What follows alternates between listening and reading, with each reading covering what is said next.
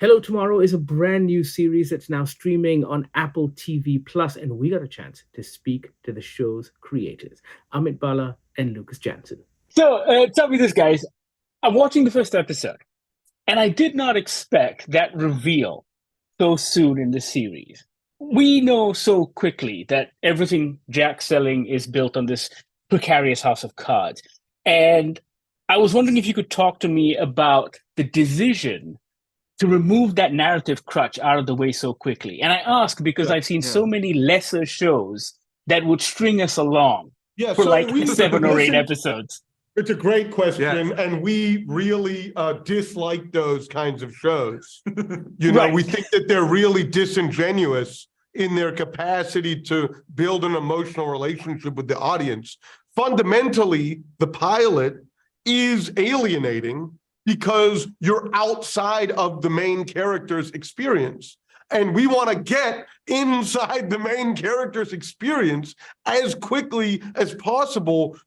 We always feel like episode 2 is so rich because suddenly you're seeing all of the ironies. So now you're on this side of the wall in a way, and what happens at the end of the pilot leaves you alienated from Jack. And, we hope that it's a kind of alienation that you can sit with for a couple, in this case, 3 or 4 minutes, and you can watch the next episode right away, Right. and get into the actual emotional meat of the story, which is what's happening inside Jack Billings and all the people around him. But also, I would urge, strap in, because it's not so simple as that. It's not just a house of cards. It's not just smoke and mirrors. It's one of the things we always tried to build in this series is that every truth has a lie in it, and every lie has a truth in it as well. And they're never to be disentangled. And that happens to be, we think, very akin,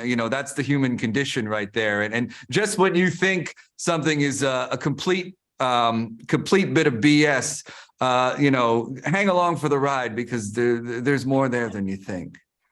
Yeah, I mean, I won't spoil anything, but there's that flashback episode and the reveal, and I was just like, that is some dark shit. I was not expecting that. It does. Really good, but I was, It's dark, yeah. The show is about dreaming, and it's about a kind of dream that is so potent and so desperate that it changes reality itself. And not just adds a lie to it, but changes it. And Jack is a character of this kind of dreaming, and his drama is the drama of the difference between the shiny sales pitch that we need to stay doing what we're doing and the lives which we are inevitably forced to live.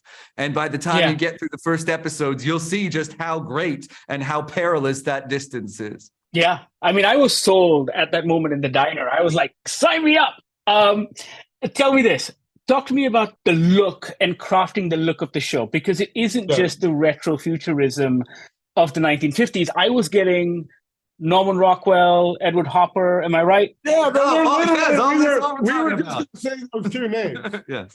Of course, it's those. And I think one important thing about the world is it was a world that we're all familiar with.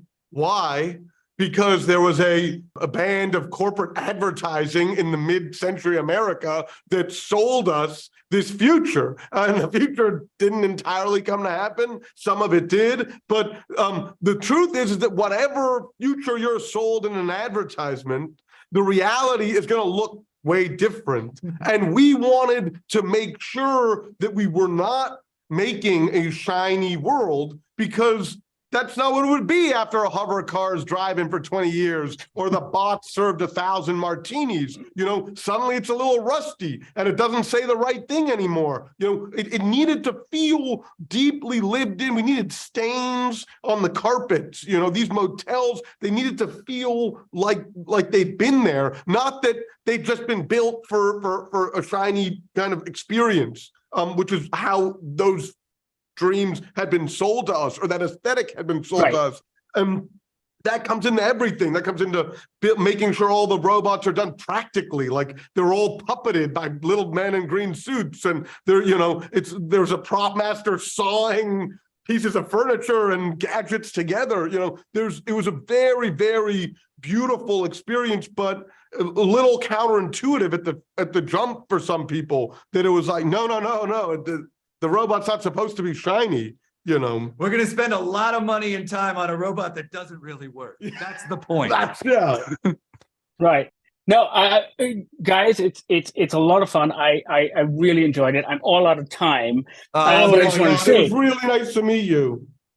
I just want to say that's what made the first original Star Wars movie so great. It was the dirt. Listen, it was the we're dirt. with you It was on the that filth. one, and we were thinking about Absolutely. Absolutely. Thanks so much, guys, and Thank congratulations. you very All the much. best. Get some sleep. Yeah. I will. And your brighter tomorrow doesn't start when you land on the moon. It starts today. Watch Hello Tomorrow on Apple TV Plus. Let us know what you think once you do. Sound off in the comments below. Also, check out our other interviews right here on YouTube. Tell your friends, tell your family, like, subscribe. You know how this whole thing works.